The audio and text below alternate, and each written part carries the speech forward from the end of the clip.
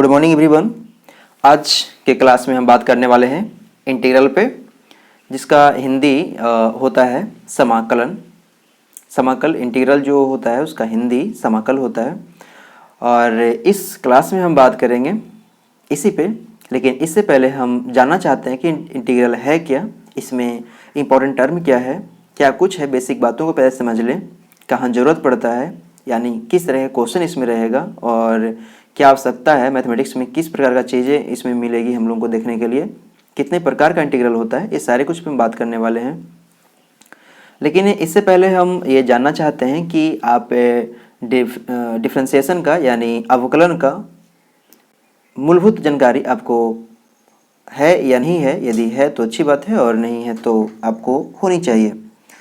यदि डिफ्रेंसिएशन का थोड़ा भी जानकारी है तो आप इंटीग्रल पढ़ें, और यदि डिफ्रेंसिएशन का यानी डेरिवेटिव का थोड़ा भी जानकारी नहीं है तो सबसे पहले बेसिक आप डेरिवेटिव देख लें, उसके बाद इंटीग्रल पर करें। क्योंकि डेरिवेटिव आपको पता नहीं होगा तो इंटीग्रल समझने में थोड़ा प्रॉब्लम होगा, ये स्वाभाविक बात है। क्योंकि ऐसा कहना बस इसलिए है क्योंकि इंटीग्रल है वो डेरिवेटिव का इन्वर्स प्रोसेस है। यूँ कहें कि इंटीग्रल यानी समाकलन अवकलन का व्युत्क्रम है। ठीक है, तो इसी से समझ गए होंगे कि जब व्युत्क्रम है तो डेरिवेटिव को पहले समझना होगा, तब तो उसको हम व्युत्क्रम को समझ पाएंगे। ठीक है, तो सबसे पहला हम ये बात करना चाहते हैं कि जो डेरिवेटिव में था वो था क्या, उसमें क्या कुछ बातें थी, क्या कुछ बातें थी, इस पर हम जानना चाहते हैं। देखिए, हम लोग का जो पहले था टॉपिक डेरिवेटिव, और जो इंटीग्रल है उसको डेरिवेटिव के बाद ही पढ़ा जाता है। हम थोड़ा सा बात करना चाहते हैं कि डेरिवेटिव में आपने क्या समझा था, जिसको हम बोलते थे अवकलन।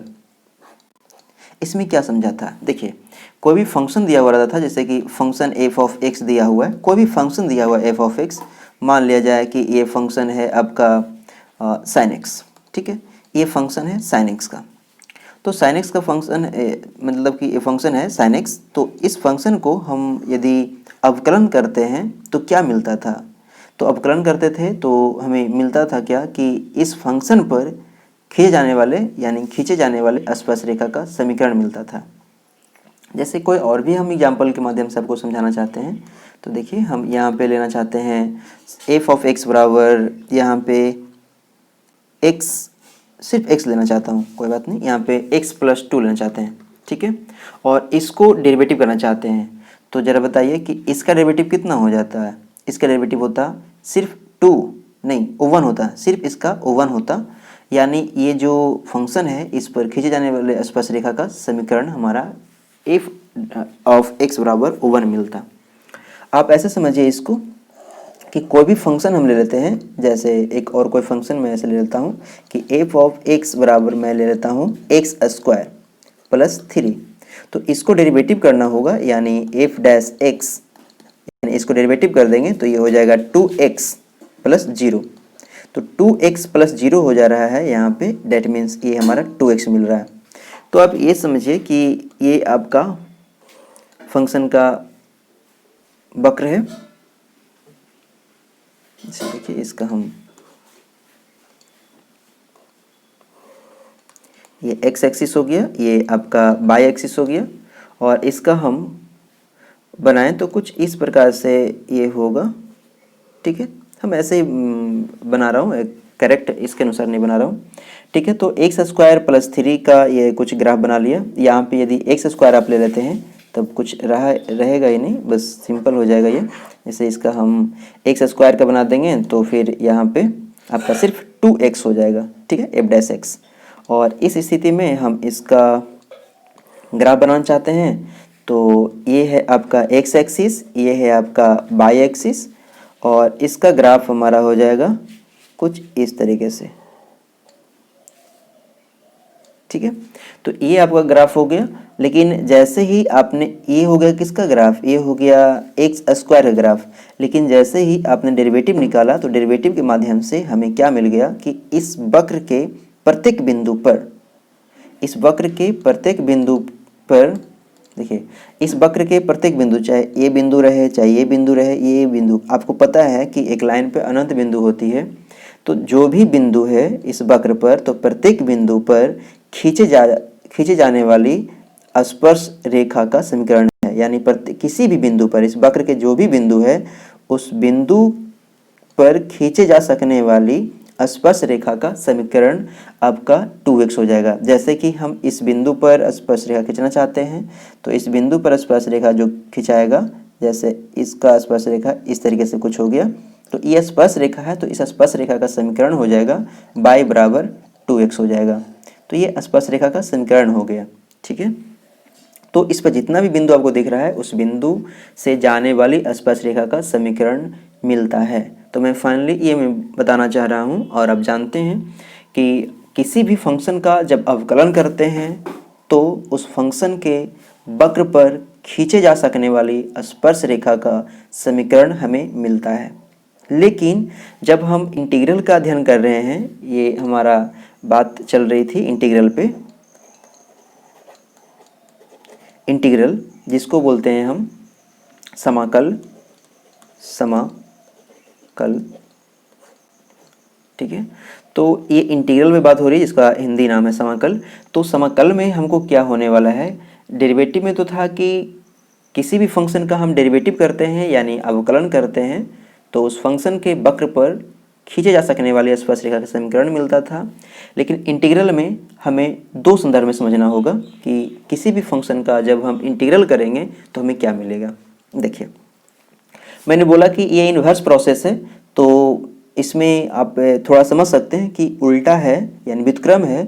तो आप समझ सकते हैं कि जब इस वक्र का हमने डेरिवेटिव कर दिया, ये रेड वाला है, इस वक्र को डेरिवेटिव कर दिया तो ये स्पर्श रेखा मिल गया।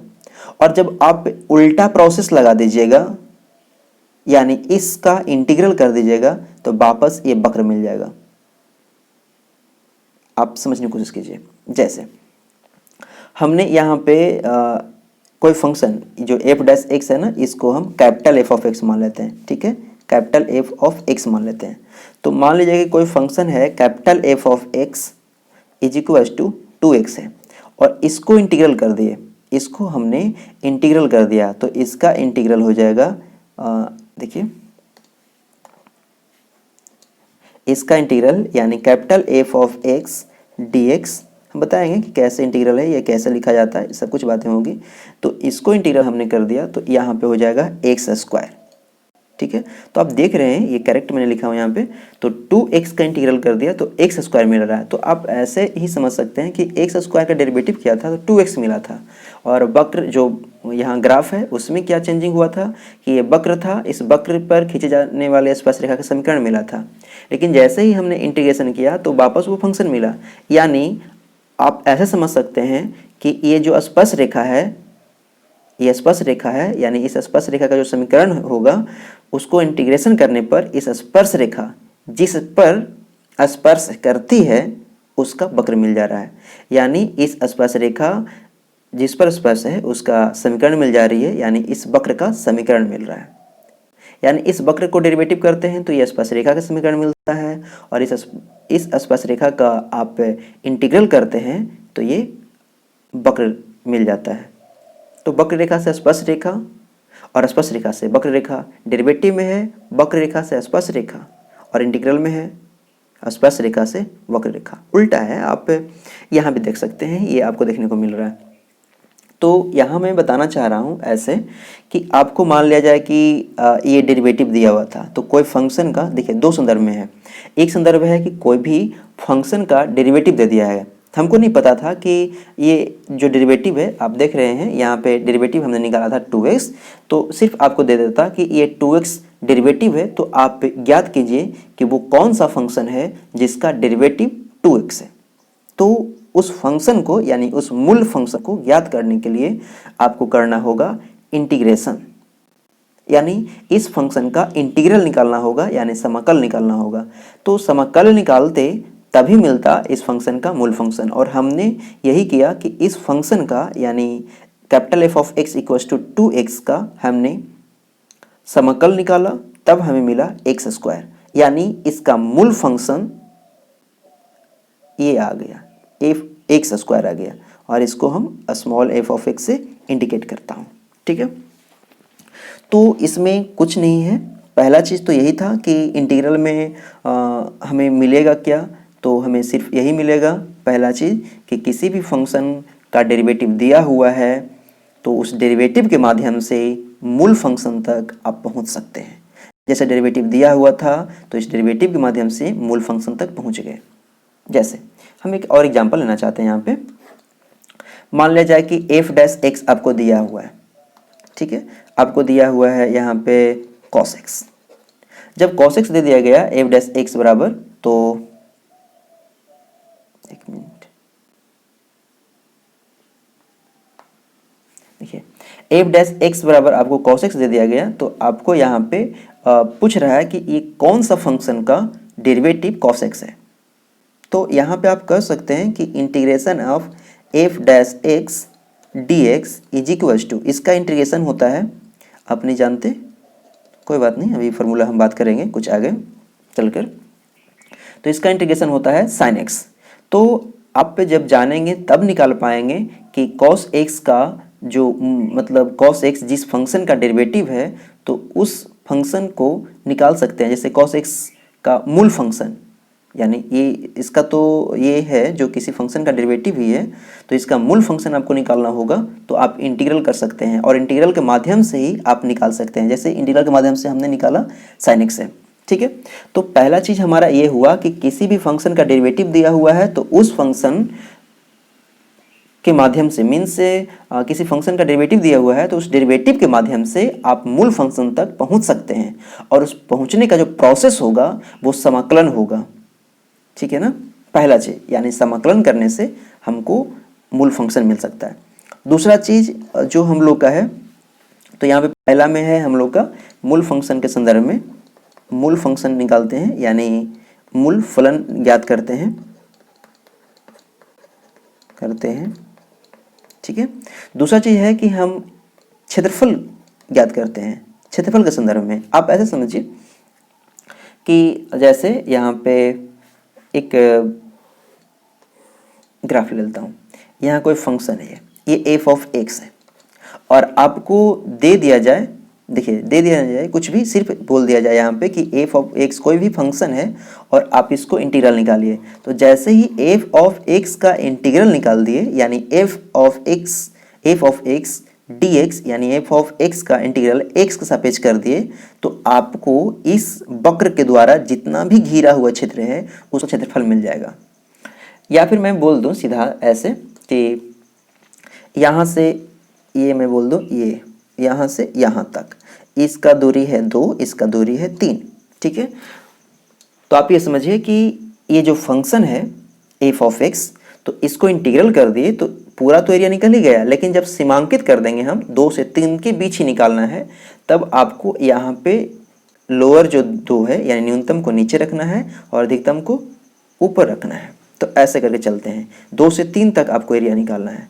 आप जब तक 2 से 3 तक नहीं लगाएंगे तब तक ये पूरा एरिया हो जाएगा, लेकिन जैसे ही 2 से 3 तक लगा दिए तब ये 2 से 3 के बीच जितना क्षेत्र घिर रहा है इस क्षेत्र का एरिया होगा, ठीक है ना। तो 2 से 3 तक। तो हम यहाँ पे बताना आपको स्पष्ट रूप में बस इतना चाह रहे हैं कि जो इंटीग्रेशन है, इस इंटीग्रेशन के माध्यम से दिए हुआ डेरिवेटिव रहेगा, उसका मूल फंक्शन आप ज्ञात कर सकते हैं, पहला। दूसरा, दिए गए क्षेत्र यानी जितना सीमा दिया हुआ रहेगा उस सीमांकित क्षेत्र में आप क्षेत्रफल ज्ञात कर सकते हैं। और इसका ब्रॉड एप्लीकेशन फिजिक्स में ही था, 11th का फिजिक्स में। खैर कोई बात नहीं, हम लोग का डेरिवेटिव है ये 12th मैथ में, तो जो भी जरूरत होगा हम लोग निकालेंगे, तो क्षेत्रफल के संदर्भ में निकालेंगे और मूल फंक्शन के संदर्भ में निकालेंगे। टोटल जो भी चैप्टर है इसी दोनों के इर्द गिर्द घूमता रहेगा। तो जो मूल फंक्शन ज्ञात करने के संदर्भ में है, ये आपका देख लीजिए, ये जो आपका है मूल फलन ज्ञात करने के संदर्भ में, इसमें आपको इंडिफिनिट इंटीग्रल के जगह हम अध्ययन करेंगे, यानी इंडिफिनिट इंटीग्रल में हम इस चीज़ को अध्ययन करेंगे, इंडिफिनिट इंटीग्रल होगा। और जब क्षेत्रफल हम ज्ञात करेंगे तो डिफिनिट इंटीग्रल होगा। इंडिफिनिट में आप ये समझिए कि इसमें कोई डिफाइन नहीं है कि आपको जो इंटीग्रेशन निकालना है कहाँ से कहाँ तक, सिर्फ आपको इंटीग्रेशन निकालना है। आप देख रहे होंगे कि एफ ऑफ एक्स का इंटीग्रेशन मैंने निकाला तो एक्स स्क्वायर आया, ठीक है ना। तो इसमें कोई डिफाइन नहीं करना कहाँ से कहाँ, सीमा उमा कोई लफड़ा नहीं है, तो इसीलिए हम इसको बोल देंगे अनिश्चित समाकलन, ठीक है, इंडिफिनिट इंटीग्रल। लेकिन जब क्षेत्रफल निकालते हैं तो उसमें हमको डिफाइन करना होगा कि कहाँ से कहाँ तक सीमा इसका है, तो 2 से 3 तक है या कुछ भी 5 से 10 तक है या कुछ भी वहाँ पे हो, तो एक सीमा के अंदर रहेगा तो उसको हम बोलते हैं निश्चित समाकलन। ठीक है, डिफिनिट, ये है इनडिफिनिट इंटीग्रल और ये है डिफिनिट इंटीग्रल। तो हम इंटीग्रल को 2 पार्ट में पढ़ेंगे, एक इनडिफिनिट इंटीग्रल के पार्ट में और एक डिफिनिट इंटीग्रल के पार्ट में। तो अभी तक हमने बस इतना समझाया कि डेरिवेटिव में जब हम डेरिवेटिव करते थे तो उस वक्र पर खींचे जाने वाले स्पर्शरेखा का समीकरण मिलता था, और इंटीग्रल में हम जब कभी भी इंटीग्रल नहीं करेंगे तब मूल फलन मिलेगा। यानी किसी फंक्शन का डेरिवेटिव दिया हुआ है तो उस डेरिवेटिव के माध्यम से हम उस डेरिवेटिव से ही, मतलब उस डेरिवेटिव में जो फंक्शन हमें मिला रहेगा उसको से हम इंटीग्रल के माध्यम से हम उस मूल फंक्शन तक पहुंच सकते हैं। दूसरा, हम इंटीग्रेशन के माध्यम से एरिया निकाल सकते हैं, और जब हम मूल फंक्शन निकालेंगे तो वो इनडिफिनिट इंटीग्रल में सारा कुछ अध्ययन करना है, और जब हम एरिया निकालेंगे तो ये डिफिनिट इंटीग्रल में हमें अध्ययन करना होगा। यानी निश्चित समाकलन में हम अध्ययन करेंगे क्षेत्रफल से रिलेटेड बातें, और इनडिफिनिट इंटीग्रल हमारा रहेगा जिसमें मूल फंक्शन केवल निकालेंगे। ठीक है, हालांकि क्षेत्रफल का एक चैप्टर ही स्पेशल है, तो जो डिफिनिट इंटीग्रल होगा उसमें केवल गुणधर्म ही सीखेंगे, प्रोसेस सीखेंगे कैसे डिफिनिट इंटीग्रल निकाला जाता है। क्षेत्रफल का तो अलग है लेकिन मीनिंग यही कुछ है। ठीक है, तो इस सारे कुछ को नोट वगैरह नहीं करना है, हम चलते हैं अब सीधे इंटीग्रल पे। ठीक है, तो हम लोग का इंटीग्रल था समाकलन,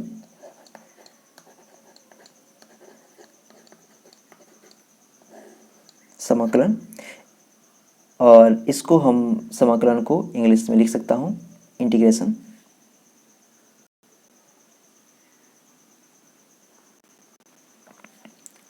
इंटीग्रेशन आप ऐसे समझिए, इसको सिर्फ हम इंटीग्रल देता हूँ चैप्टर का नाम।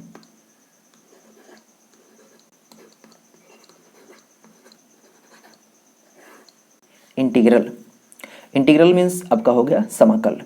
ठीक है,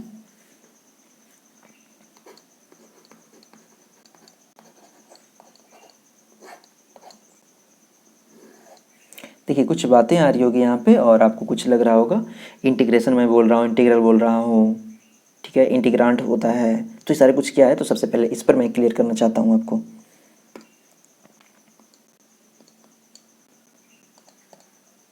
देखिए, नंबर फर्स्ट पॉइंट हम बात करना चाहते हैं आपको, समाकल, इंटीग्रांट।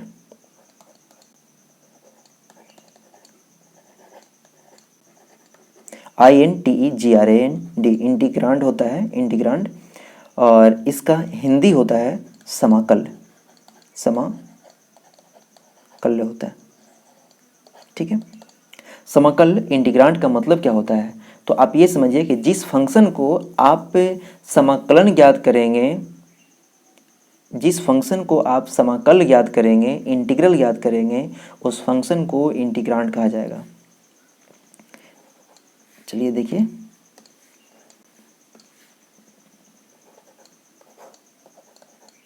जिस फंक्शन यानी फलन,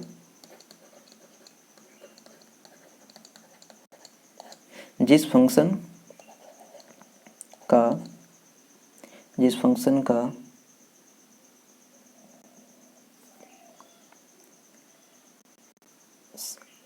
इंटीग्रल यानी समाकल, जिस फंक्शन का समाकल,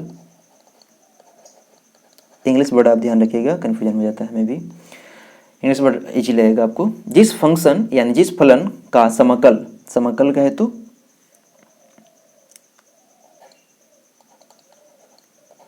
इंटीग्रल,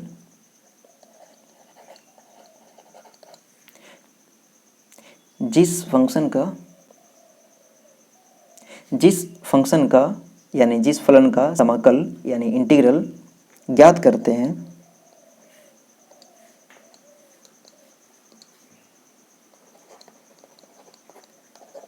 आप ज्ञात करते हैं, उसे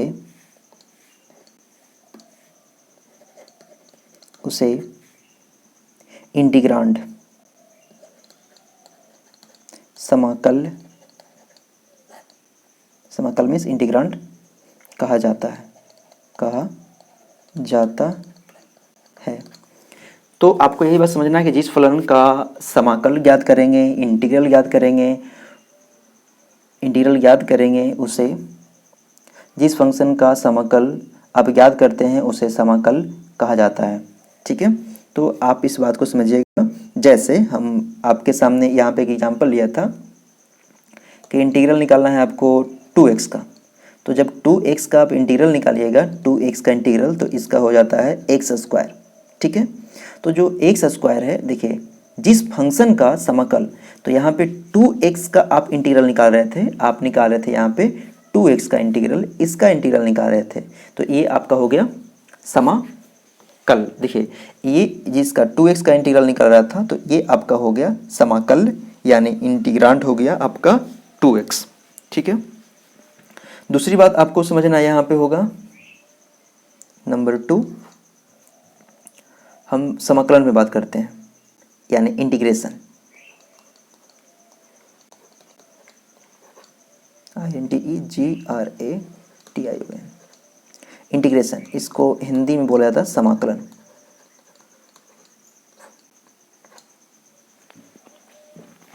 इसका मतलब क्या होता है, देखिए 2x का इंटीग्रेशन आप तो नहीं जान रहे कि कैसे हमने एक्स स्क्वायर कर दिया, तो हम आगे सारे रूल पढ़ेंगे, तो आप ऐसे समझिए बस इतना ही कि 2x का जो इंटीग्रेशन एक्स स्क्वायर हुआ, तो जिस विधि से हुआ है, यानी जिस प्रोसेस से हमने किया, उस प्रोसेस को बोलता है समाकलन। यानी ये प्रोसेस है, समाकलन एक प्रोसेस है, जिस प्रोसेस के माध्यम से किसी डेरिवेटिव को आप मूल फंक्शन तक पहुंचा सकते हैं। ठीक है, तो समाकलन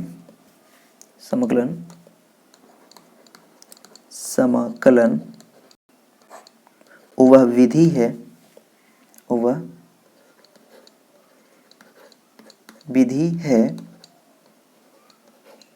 जिससे किसी फलन को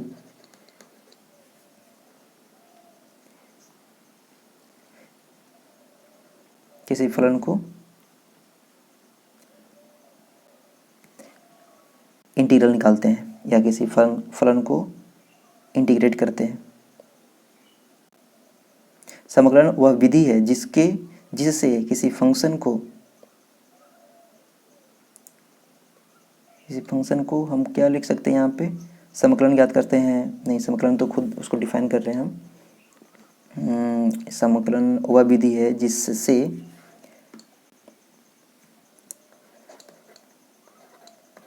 अवकल,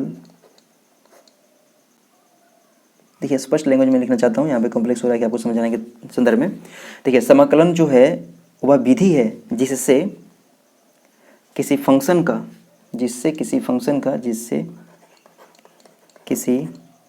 फंक्शन यानी फलन का इंटीग्रल निकालते हैं, इंटीग्रल ज्ञात करते हैं। ठीक है, तो आप ऐसे समझिए केवल कि ये प्रोसेस को ही बोलते हैं हम समाकलन, जो विधि है, रूल है, नियम है, उस रूल नियम वगैरह को हम बोलते हैं समाकलन। ठीक है, इंटीग्रेशन। अब हमारा आता है तीसरा नंबर, देखिए तीसरा नंबर इंटीग्रल आया है एक वर्ड, इसको भी बात कर लें। इंटीग्रल का मतलब क्या होगा, इंटीग्रल का मतलब हो जाता है, इसका हिंदी में बोलते हैं समाकल।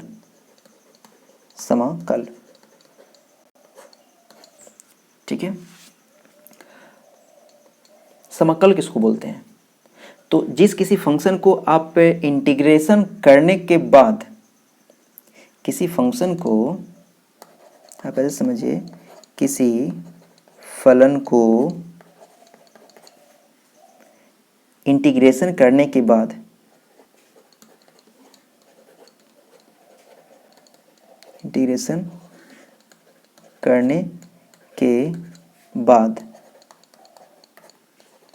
प्राप्त फलन समाकल कहलाता है।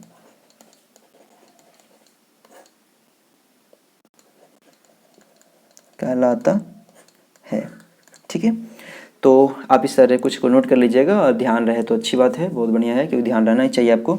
तो मैं फिर से रिवाइज कर लूँ कि इंटीग्राल का मतलब समझते क्या है, समाकल का मतलब क्या समझते हैं। समाकल का मतलब बस इतना कि जिस भी फंक्शन को आप इंटीग्रेशन करने जा रहे हैं, जिस फंक्शन पे आप इंटीग्रेशन करने जा रहे हैं, उस फंक्शन को बोला जाता है समाकल।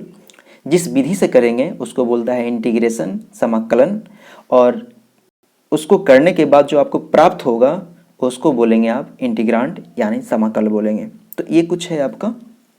ठीक है, तो 3 बात को डिस्कस किया। अब हम चलते हैं आगे। कुछ डेरिवेटिव ऑफ और इसका समाकल के संदर्भ में एक ऐसा भी बोला जाता है कि देख लीजिए, इंटीग्रेशन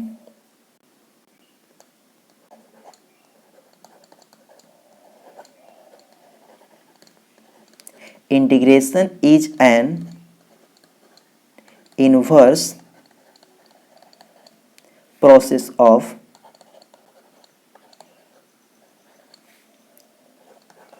differentiation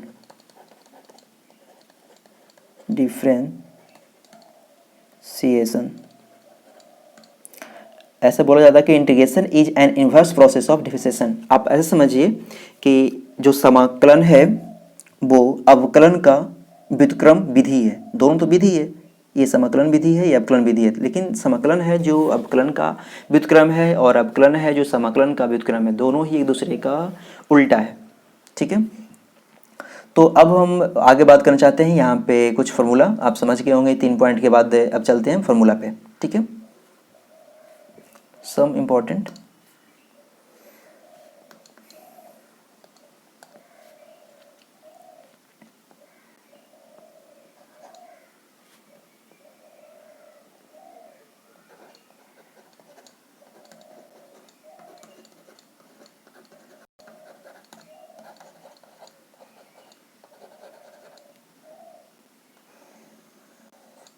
सम इम्पोर्टेंट फार्मूला पे चल रहा हूँ।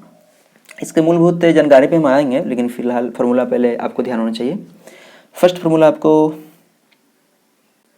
यहाँ पे देखिए, आपको डेरिवेटिव में ध्यान होगा और इसमें भी मैं बात कर लूँ, डेरिवेटिव का है आपका और इंटीग्रल का। तो सबसे पहले हम लिख लेते हैं यहाँ पे डेरिवेटिव इस साइड में, इस साइड में हम डेरिवेटिव लिख लेता हूँ,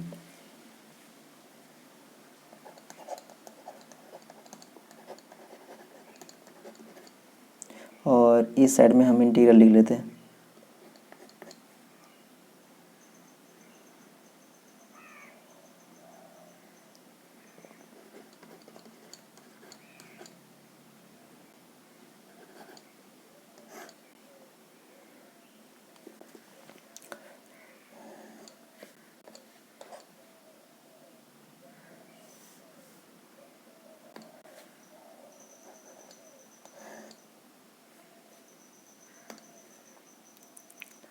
नंबर फर्स्ट, एक फार्मूला आपका होगा यहाँ पे डिफरेंशिएशन ऑफ, देखिए x power n with respect to x is equals to होता है, आपको याद होगा, n x to the power n minus 1, means जो पावर आगे जो पावर आता है वो आगे आता है, जो फंक्शन है उसको लिख देते हैं और पावर में से कम कर देते हैं। उसी प्रकार से इसमें भी फार्मूला है आपको। नंबर फर्स्ट देखिए, इसमें क्या होगा कि इंटीग्रल, ये जो सिंबल है इंटीग्रेशन का सिंबल है, ठीक है ना, ये आपका इंटीग्रेशन का सिंबल है। आगे भी डिस्कस करेंगे हम, तो आप पेशेंस रखें, ऐसा नहीं आप समझिए कि हम सिंबल वगैरह कुछ नहीं बात किया और फिर हम सीधे लिख रहा हूँ डी एक्स क्या है, एक्स क्या है। ठीक है, तो आप ऐसे समझिए, इंटीग्रेशन ऑफ यहाँ पे एक्स पे पावर एन है और विथ रिस्पेक्ट टू एक्स है, तो इसका कितना होगा। तो इसमें क्या होगा कि जो फंक्शन है उसमें आप पावर, देखिए जो फंक्शन पे पावर है वो फंक्शन में के पावर में आप एक ऐड कर दीजिए और जितना पावर हुआ उसी से आप भाग कर दीजिए। ठीक है, ये प्लस सी लगा दीजिएगा। प्लस सी क्या है मैं बात करूँगा आगे फार्मूला के बाद, लेकिन सभी में प्लस सी ऐड कर दीजिएगा। ये प्लस सी है आपका आर्बिट्री कांस्टेंट।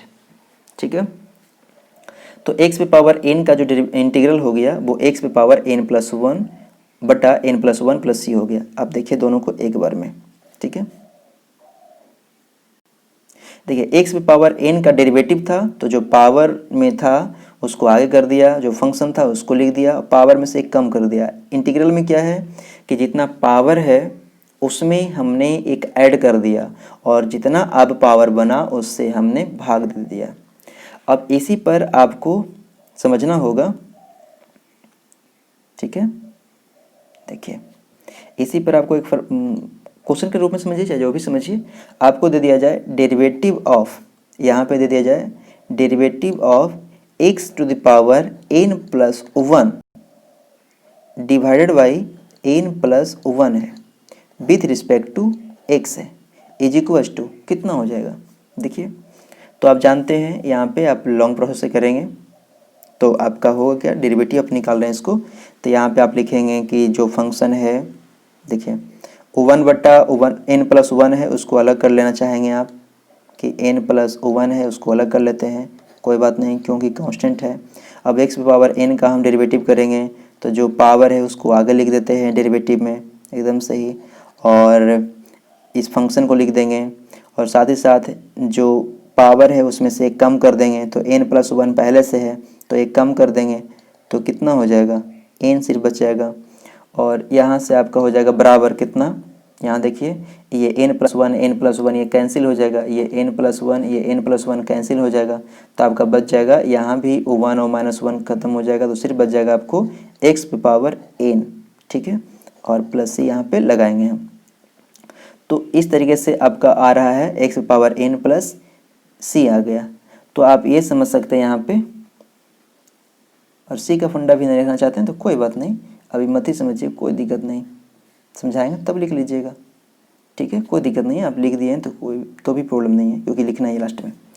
तो आपका x पे पावर n+1 का जब आपने डेरिवेटिव किया तो x पे पावर n मिल गया।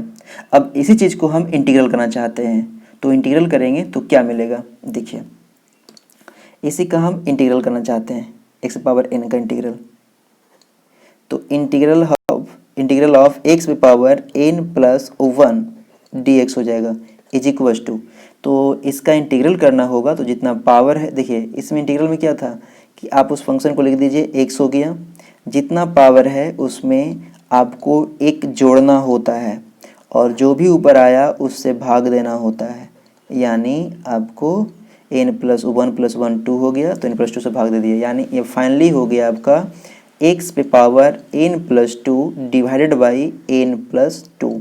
तो आपको बस हम यहाँ ध्यान दिलाना चाहते हैं कि इसको बारीकी से समझिए इस चीज़ को, कि ये डेरिवेटिव होता है तो ये मिलेगा और इंटीग्रल होता है तो ये मिलता है आपको, ठीक है, प्लस सी सभी में होता है, आर्बिट्री कांस्टेंट होता है। आपको देखिए x पे पावर n+1 का हमने कर लिया, अब हम करना चाहते हैं x पे पावर n का, ठीक है, तो x पे पावर n का हम डेरिवेटिव करना चाहते हैं और x पे पावर n का इंटीग्रल भी करना चाहते हैं। तो डेरिवेटिव ऑफ x पे power n, derivative of x पे power n with respect to x हो जाएगा, तो यहाँ पे क्या मिल जाएगा, यहाँ पे देख लीजिए x पे पावर n का डेरिवेटिव जब भी करना हो जाएगा यहाँ पे, तो जो पावर है वो आगे आ जाएगा और जितना है उसमें से एक कम जाएगा, यानी n x पे पावर n-1 हो जाएगा, ठीक है, ये डेरिवेटिव आपका हो गया। लेकिन यहीं पे हम इसका इंटीग्रल का बात करते हैं तो इंटीग्रल ऑफ x पे पावर n होगा और dx हो जाएगा विथ रिस्पेक्ट टू dx। तो यहाँ पे इंटीग्रल का मतलब हो जाएगा सिर्फ कितना कि x पे पावर जो पावर है उसमें से आप एक जोड़ दीजिए, उसमें आप एक जोड़ दीजिए और जितना पावर हुआ उससे भाग दे दीजिए और यही आपका हो गया। तो ये आपको अंतर देखने को मिल रहा है ये डेरिवेटिव और इंटीग्रल में। यहाँ भी हमने एक ही फंक्शन को लिया, x पावर n+1 को हमने लिया, x पावर n+1 बटा n+1 को लिया, लेकिन यहाँ पे n+1 नहीं लिया था बटा में, ठीक है, यहाँ पे n+1 नहीं लिया था,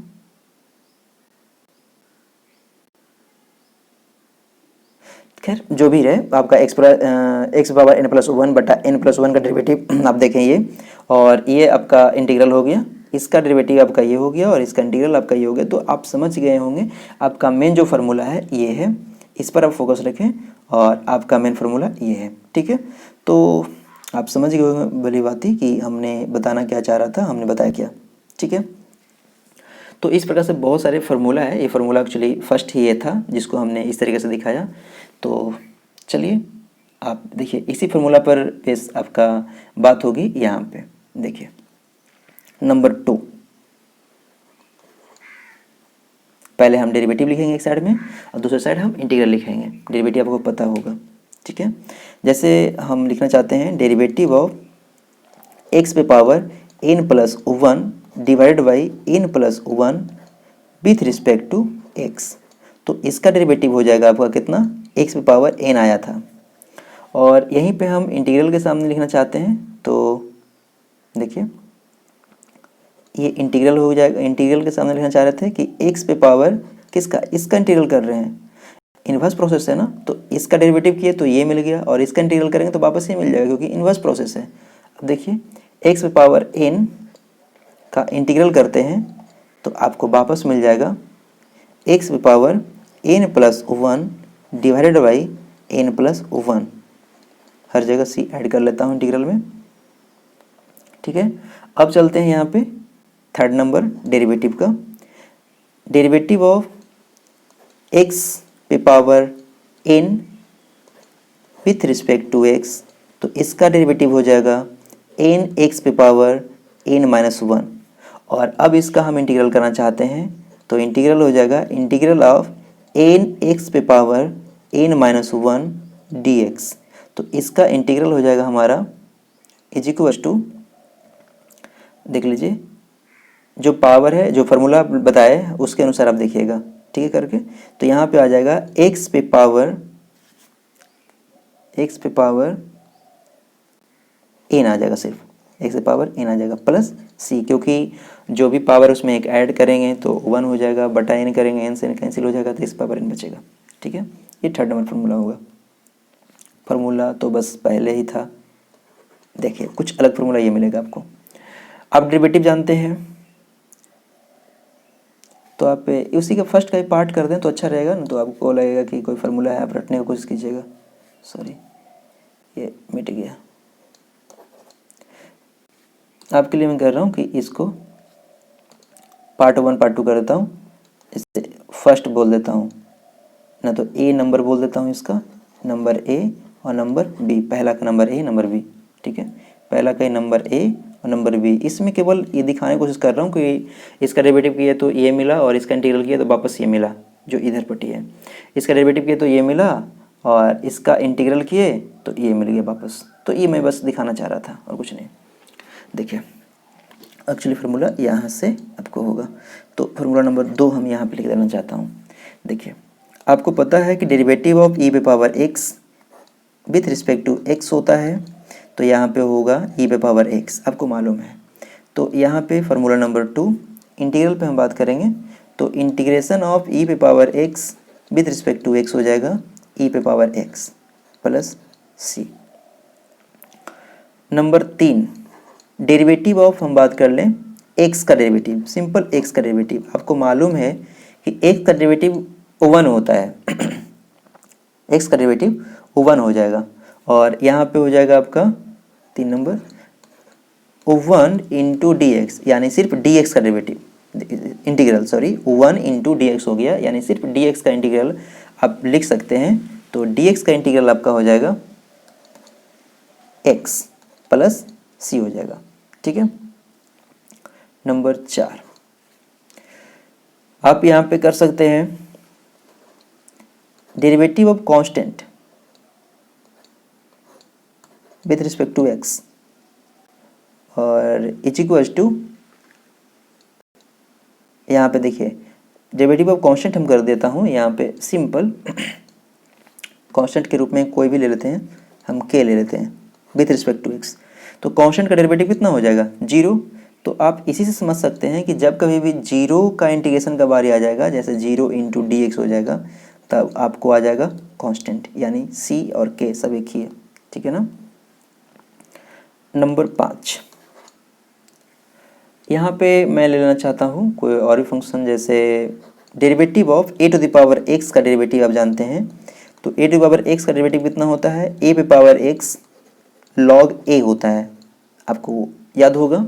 तो a पे पावर x log a होगा। तो इसका इंटीग्रल पे हम बात करेंगे, 5 नंबर का है, तो इसका इंटीग्रल पे हम बात करने वाले हैं। तो a पे पावर x, देखिए a पे पावर x log a का इंटीग्रल जब होगा विथ रिस्पेक्ट टू x, तो इसका इंटीग्रल आप लिख सकते हैं a पे पावर x प्लस c हो जाएगा।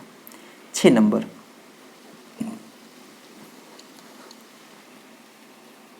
6 नंबर हम यहाँ पे करना चाहता हूँ। एक आपका log x है, बहुत इंपॉर्टेंट है। देखिए डेरिवेटिव ऑफ log x करते हैं। 6 number derivative of log x, यहाँ थोड़ा समझना होगा विथ रिस्पेक्ट टू x। तो जैसे ही log x कर देते हैं तो आपका यहाँ पे होगा डेरिवेटिव कितना, 1/x होगा, ठीक है। लेकिन जब आप यहाँ पे करेंगे integration 1/x, integration of 1/x dx, तब यहाँ पे आप लिख देते हैं log x प्लस c, तब आपको गलती हो जाएगा यहाँ पे, ठीक है ना। यहाँ पे आपसे मिस्टेक हो जाएगा, इसलिए मिस्टेक होगा कि 1/x, देखिए यहाँ पे समझिए कंडीशन को, आपको लॉग का कंडीशन पता है कि x ग्रेटर देन 0 होता है यहाँ पे। तो x ग्रेटर देन 0, जब क्वेश्चन ही log x दिया हुआ है तो ऑलरेडी x ग्रेटर देन 0 दिया हुआ होगा, तब 1/x जो भी आएगा कोई फर्क नहीं पड़ता है, ग्रेटर देन आए लेस देन आए कोई फर्क नहीं पड़ेगा। लेकिन जैसे आप इंटीग्रेशन ले रहे हैं तो ग्रेटर देन 0 ये ले लिए तब तो ठीक है, लेकिन निगेटिव ले लिए तो ज़रा उसका खमियाजा भुगतना पड़ेगा, क्योंकि लेस देन 0 होता नहीं है, लॉग में जाकर अटकना होगा। तो यहाँ पे 1/x है, लेस देन 0 रह जाएगा, तो आप यहाँ पे log a लेस देन 0 लिख दीजिएगा। यहाँ पे log x जो होगा वो लेस देन 0 हो जाएगा, और यहाँ पे लेस देन 0 होता नहीं है, तो लेस देन 0 नहीं होता है। इस वजह से आपको यहाँ पे मोड लगाना होगा ताकि ये निगेटिव ना आए किसी भी हालत में, ठीक है। हर हाल में आपको इस बात को समझना होगा। तो इसको समझने के लिए चलिए हम आपको दिखाना चाहते हैं। यहाँ पे देखिए डेरिवेटिव यहाँ पे कर लेना चाहते हैं, एक मिनट, देखिए इसको हम स्टार पॉइंट करके देना चाहते हैं। देखिए डेरिवेटिव हम करना चाहते हैं यहाँ पे, डेरिवेटिव ऑफ यहाँ पे है log, यहाँ पे x है ग्रेटर देन 0, यानी ग्रेटर पहले से ही है, फिर भी यानी पॉजिटिव है ये, क्योंकि कंडीशन में होता ही है कि log x होता है जो ग्रेटर देन 0 होता है। तो चलिए हम मोड x से हम समझना चाहते हैं इसको। Derivative of log mod x with respect to x होगा, तो इसका हो जाएगा 1/mod x। ये तो था ही पॉजिटिव, पर आपको समझने के लिए मोड लगा रहा हूँ। लेकिन जब आप यहाँ पे इंटीग्रेशन करेंगे 1/mod x, तो उसको समझिए।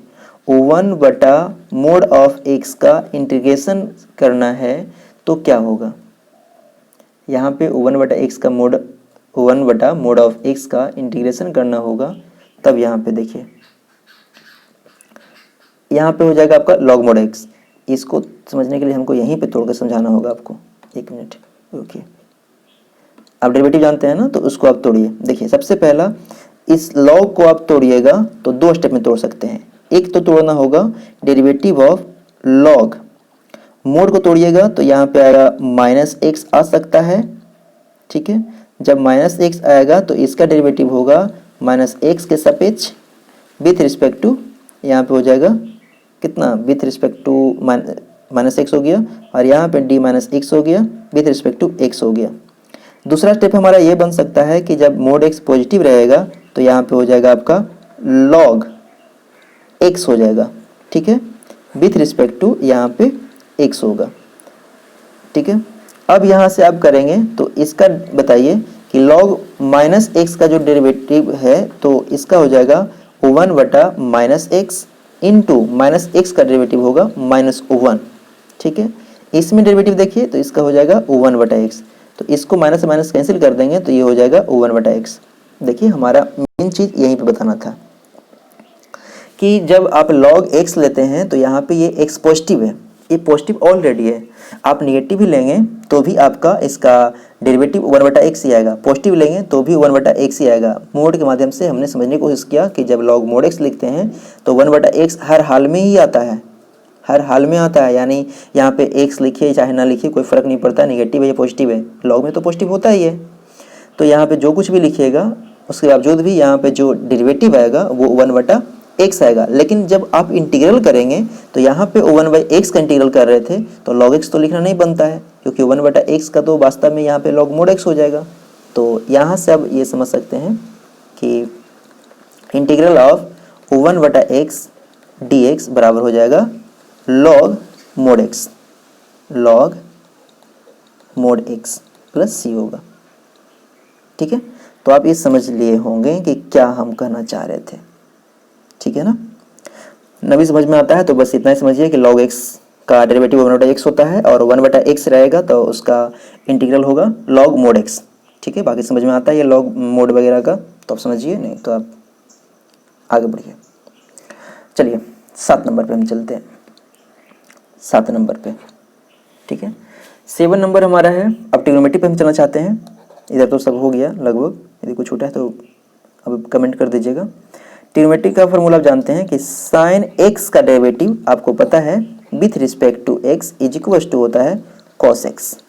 तो इसका इंटीग्रल पे बात कर लेता हूँ कि साइन एक्स का इंटीग्रल आपका हो जाएगा with respect to x is equal to, सीधे उल्टा हो जाएगा, सॉरी हम ये नहीं करना चाह रहे थे, कॉस का इंटीग्रल करना चाह रहे थे। यहाँ cos x d x is equal to, देखिए साइन का डेरिवेटिव हो गया कॉस एक्स और कॉस एक्स का इंटीग्रल यहाँ पे हम लिखना चाह रहे हैं, कितना हो जाएगा उल्टा, सिर्फ हो जाएगा आपका साइन एक्स प्लस सी। ठीक है, 8 नंबर डेरिवेटिव ऑफ आपका हो जाएगा कॉस एक्स। तो कॉस एक्स का डेरिवेटिव आप जानते हैं कितना होता है आपका माइनस साइन एक्स होता है।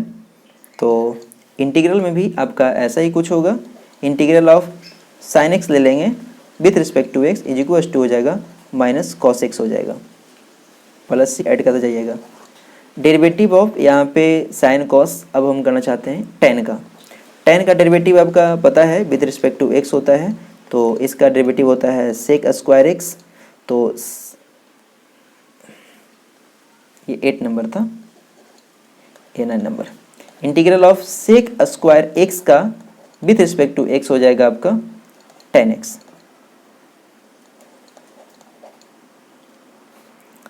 10 नंबर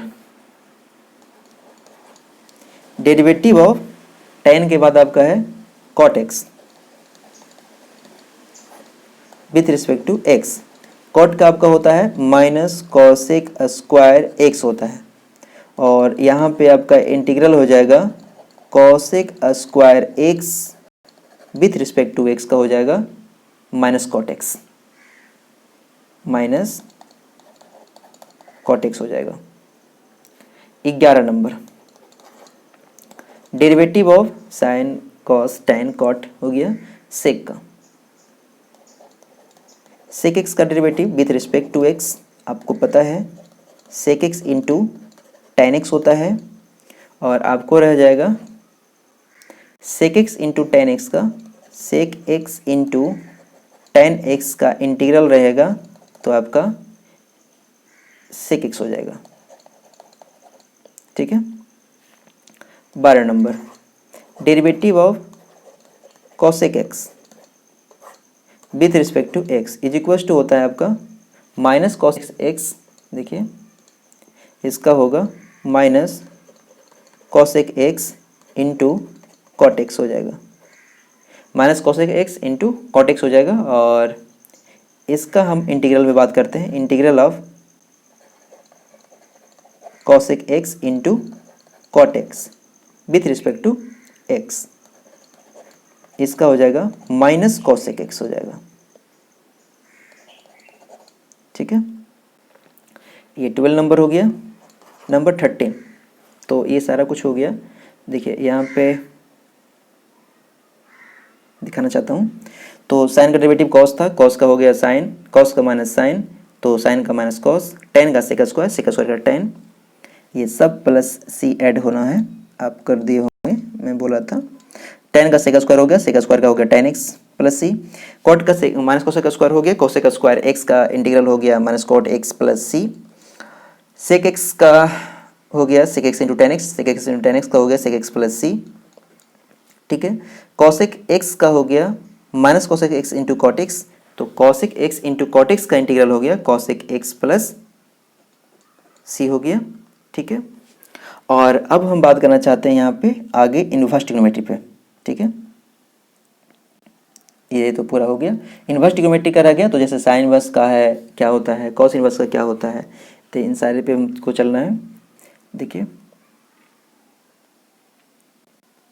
नंबर सही दिया ना, 9 10 11 12, ठीक है। Derivative of sine inverse x with respect to x, आपको पता है इसका डेरिवेटिव होता है O1 बटा square root of O1 minus x square. और यहाँ पे आपका इंटीग्रल हो जाएगा इंटीग्रल ऑफ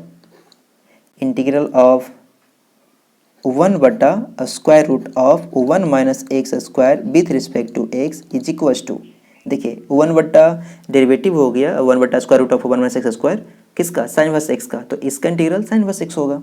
तो यहाँ पे लिख सकते हैं साइन इनवर्स एक्स हो जाएगा plus c. 40 number, derivative of cos inverse x with respect to d x बराबर होगा कितना, -1 बटा square root of 1 minus x square. जरा देखिए दोनों सेम है, केवल माइनस का फेर है। तो यहाँ भी तो देखिए यही तो है ना, 1 बटा square root of 1 minus x square, तो यहाँ भी माइनस का फेर होगा।